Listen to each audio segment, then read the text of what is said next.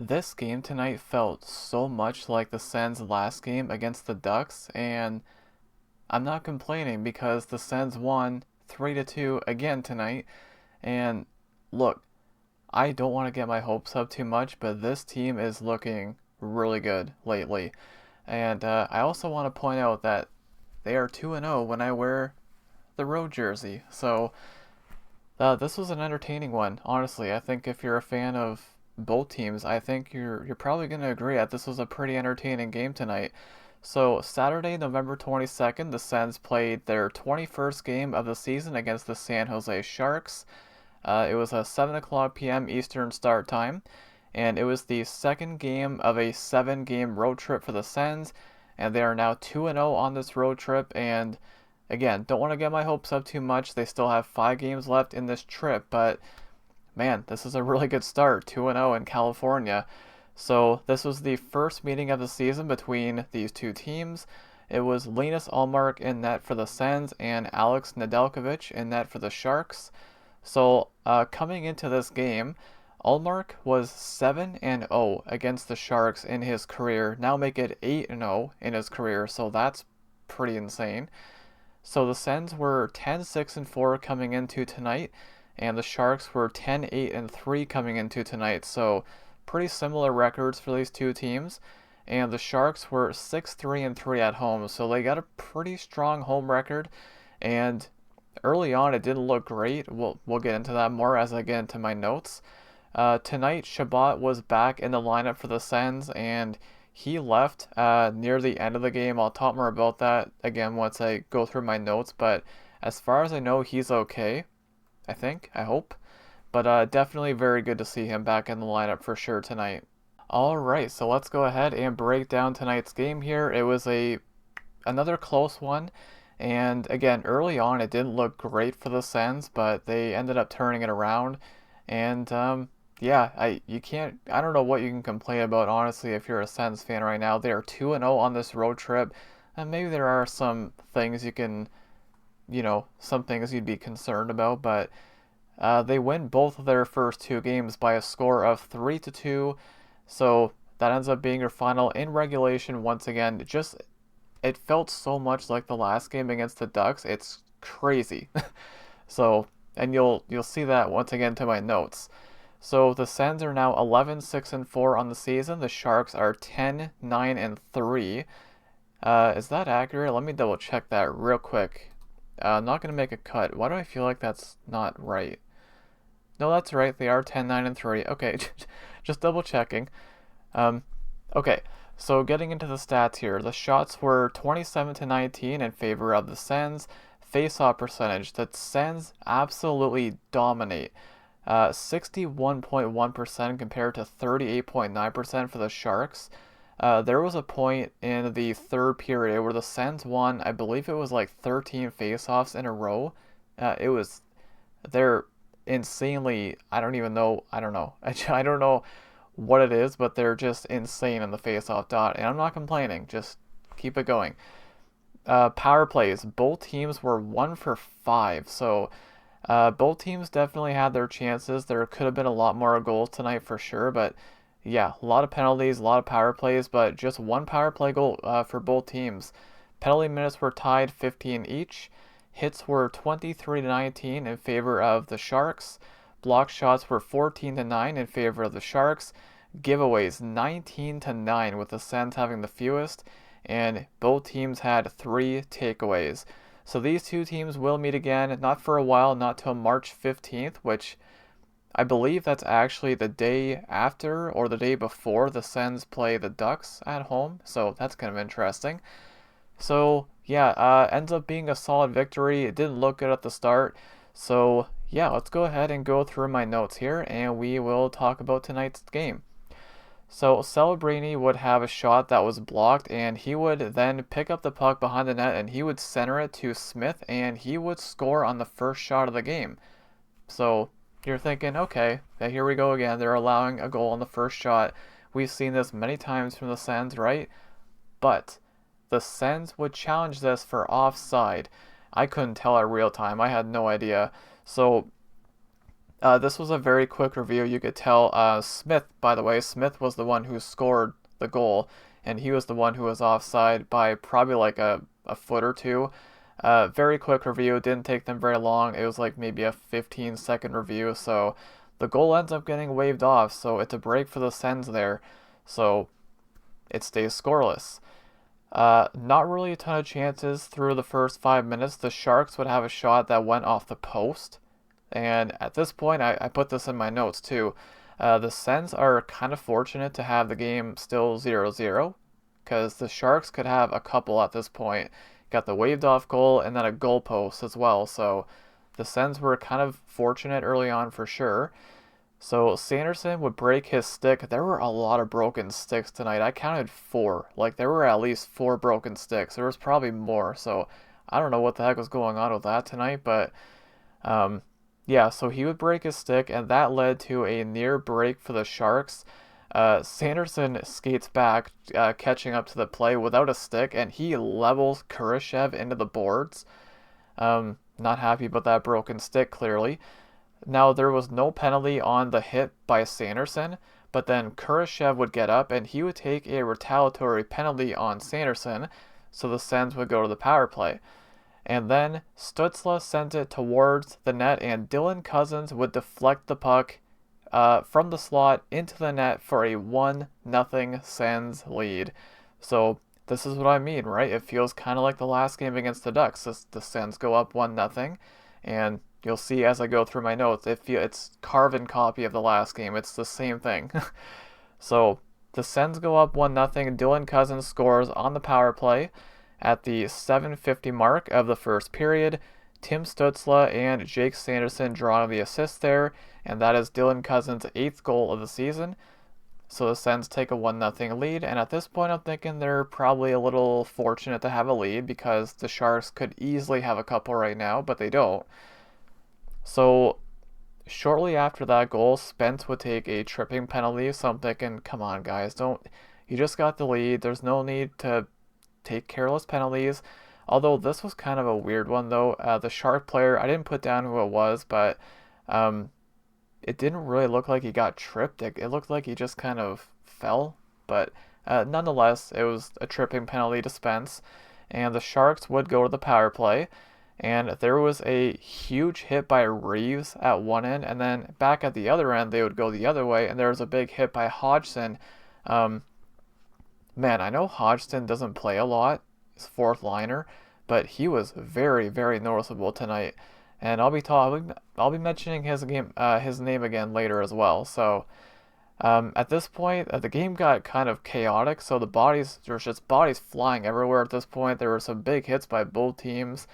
Ostapchuk, former Sen, he had a great chance in all alone, and that was stopped by Ullmark. So big stop there by Ullmark. And then Hodgson again makes a huge hit on Ferraro.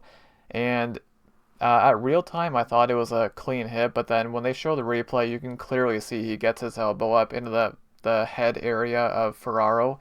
And he only got 2 minutes for this. I don't know, man.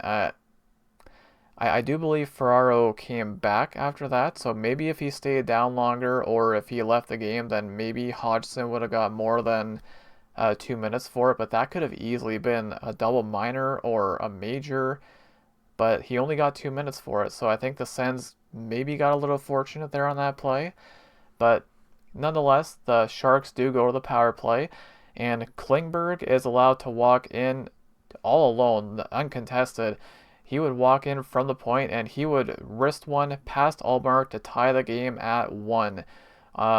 So both teams exchanging power play goals here in the first period. So John Klingberg would score at the 16:06 mark of the first period.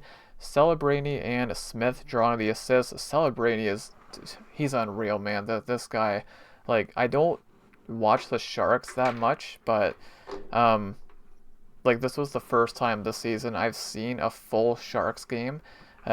Celebrini is something else, man, and he's a teenager. Just think about that for a second. So, yeah, the Sharks are in good hands with him and other various young players, but Yeah, so that would tie the game at 1. Both teams, again, getting a power play goal. So there was a centering pass to Eklund that didn't go in. The Sharks are getting the better chances here, and in my opinion, it wasn't even really that close. The Sharks, even though the shots end up being pretty even in the first period, the Sharks are definitely getting the better quality chances in the first period. So the Sens are very fortunate that they're not down. I literally have that in my notes, but we're tied 1-1 at this point. So Stützle would take a slashing penalty. The Sharks would go back to the power play again.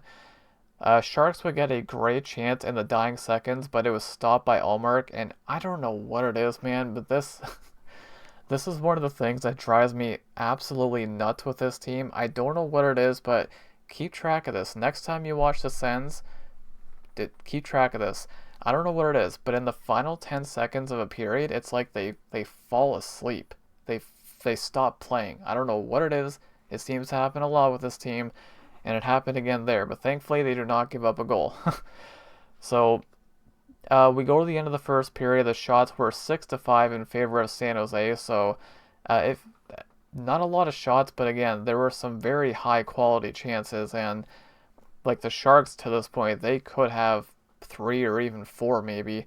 Like there was a waved off goal, there was a post, and yeah, I would say at this point in time, the Sens were fortunate to be tied 1-1. So we go into the second period, and the Sharks would start the second period with 41 seconds of power play time, but the Sens would kill it. And the Sens would get a 2-on-1 down low and a pass across to Zetterlund, and he hits the post. And I'm thinking, it's Zetterlund. He can't score. Or can he? More on that later. But yeah, Zetterlund would hit the post. He is playing against his former team in San Jose for the first time as well, so there's that. The Sharks would gain the zone, and Celebrini gets a great chance. That was stopped by Ullmark. Another big save by Ullmark. He played great tonight.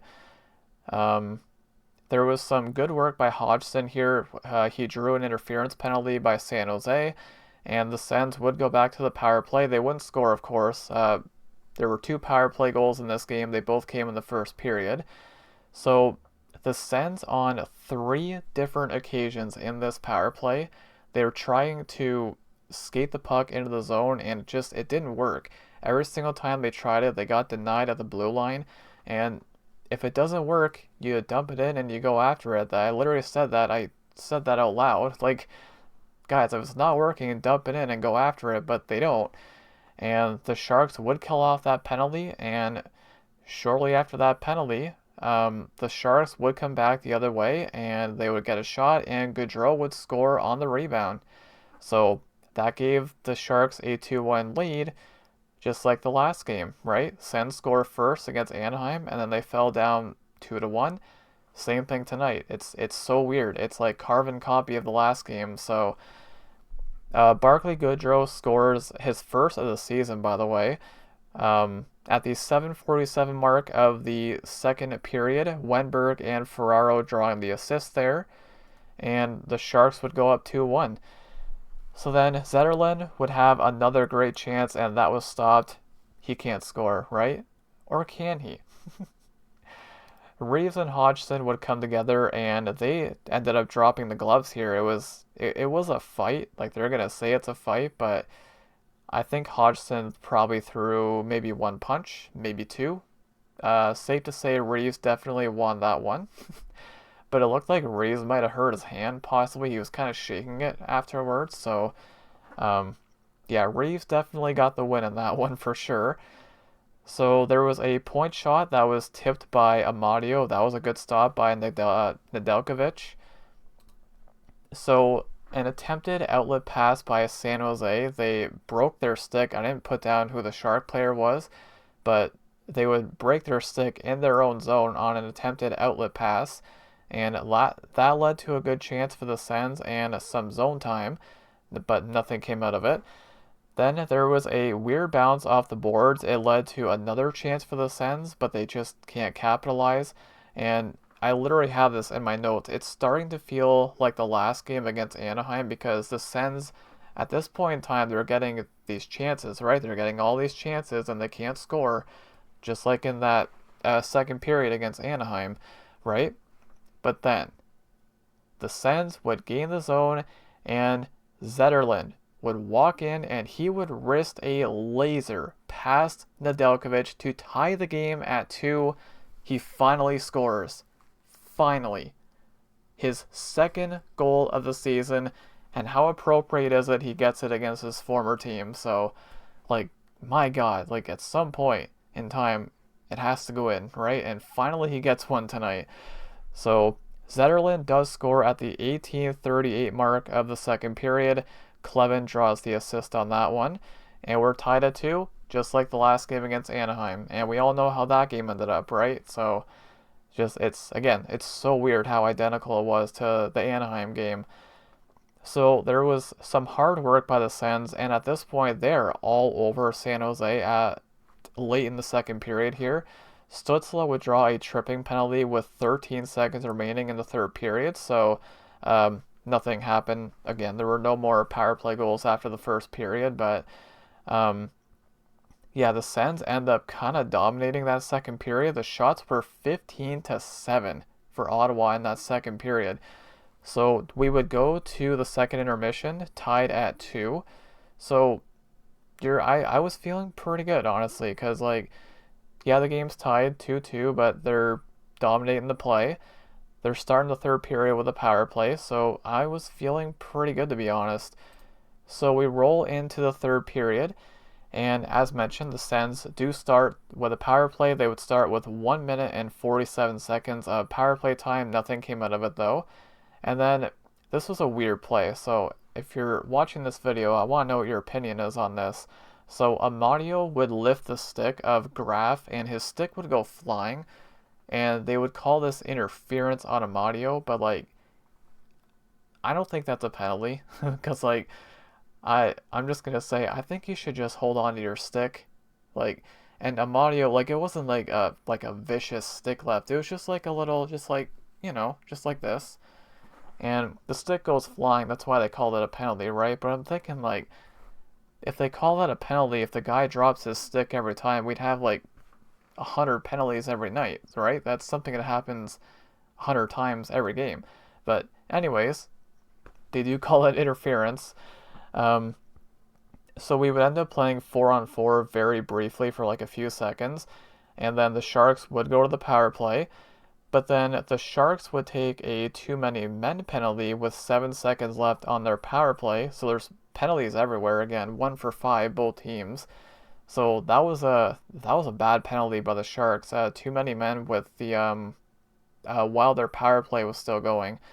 So then the Sens would go back to the power play, and there's nothing going on at all on this one. They have trouble gaining the zone, and their power play is still not looking right. I know they did score on the power play tonight, but it still just doesn't look right to me. I don't know. There's just some weird decision making in my opinion, but Eller would take a hooking penalty off the face-off. Again, just penalties everywhere.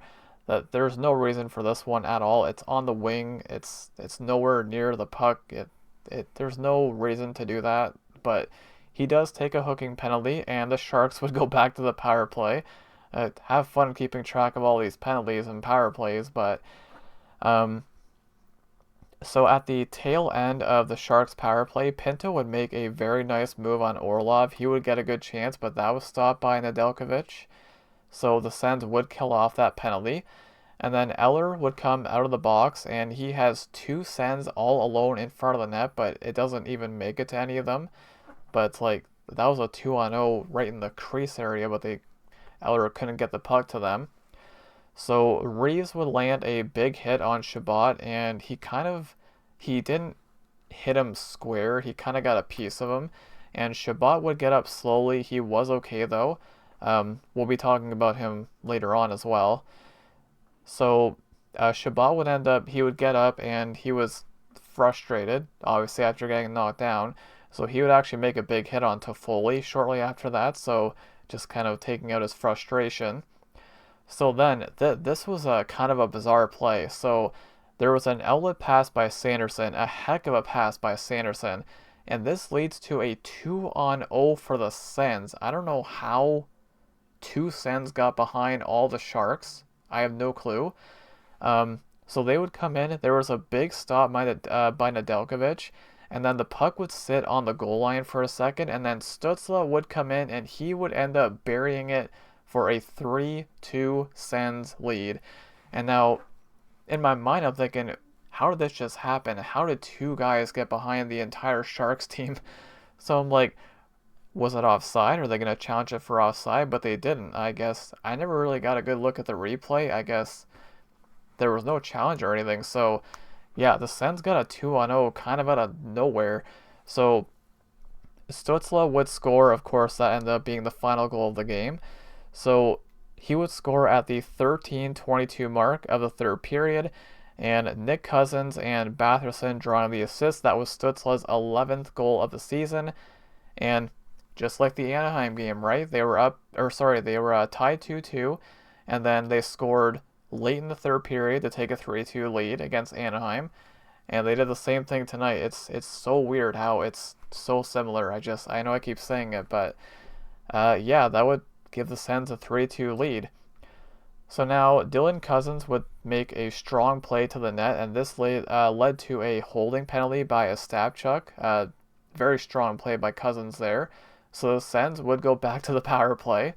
So many power plays in this period. But the Sens, again, don't score. So, again, all the power play goals came in the first period. So Chabot would go for a shot. This was a non-contact play, and he is visibly not right. Something's not right there. He goes directly to the bench. It didn't look good.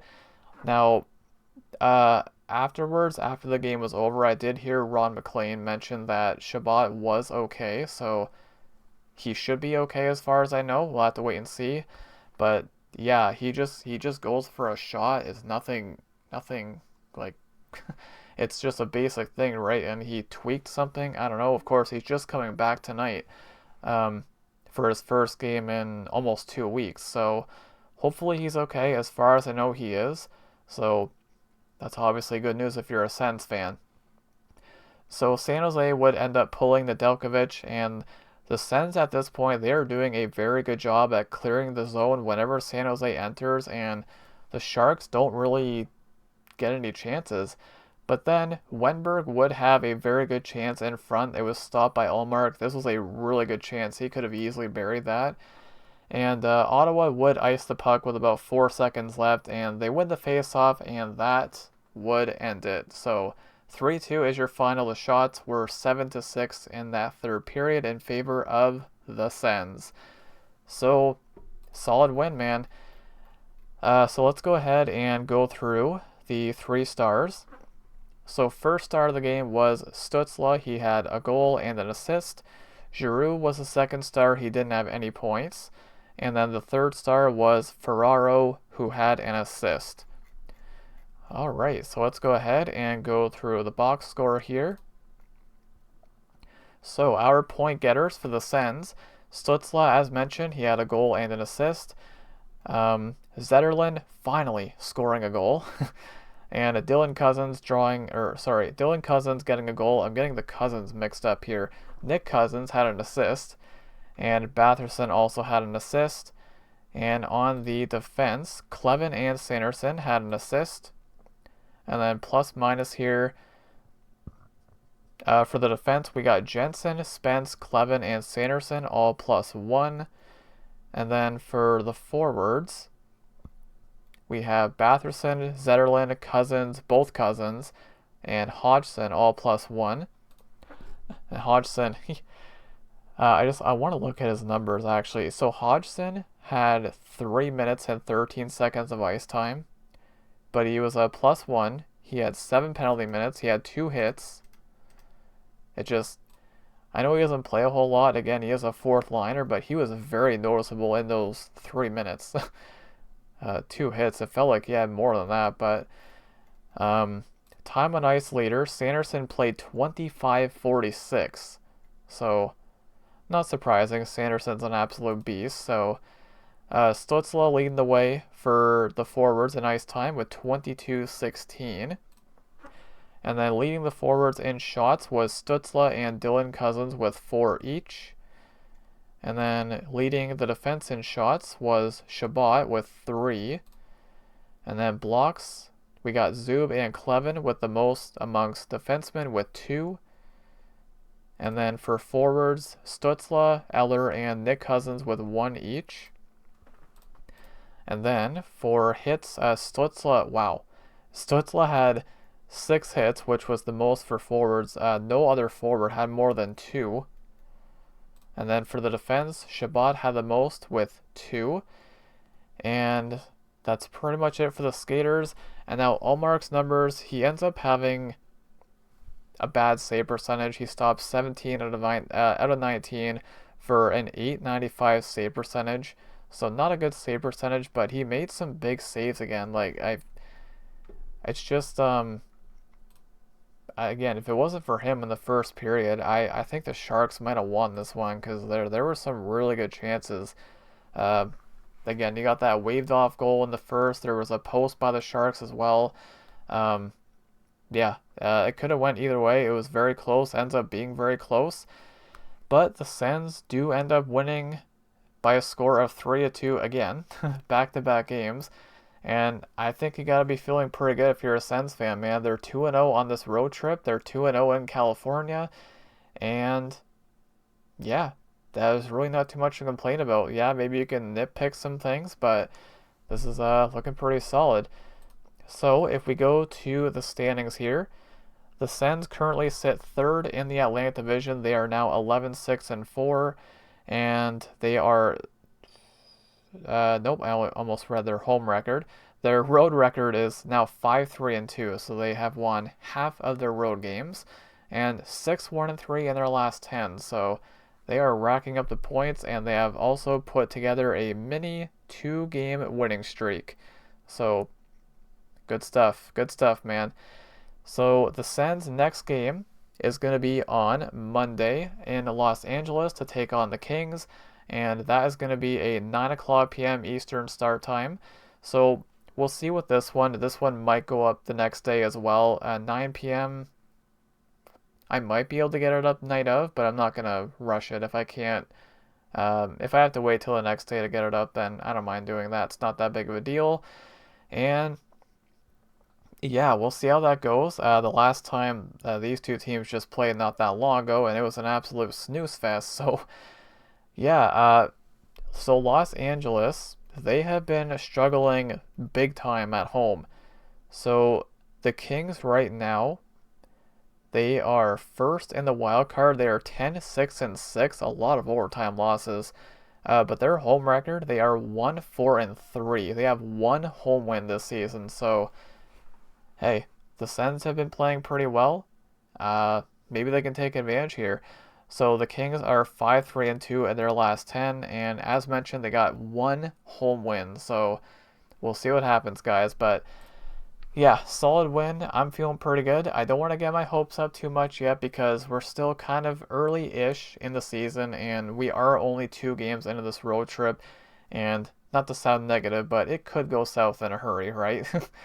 So, but hey, it's the solid first 2 games here. They win both of them by a score of 3-2 against Anaheim first and now San Jose tonight. And the Sens will be looking to sweep California on Monday in Los Angeles. But I am going to wrap it up here, guys. Thank you all so much for watching, and go Sens go.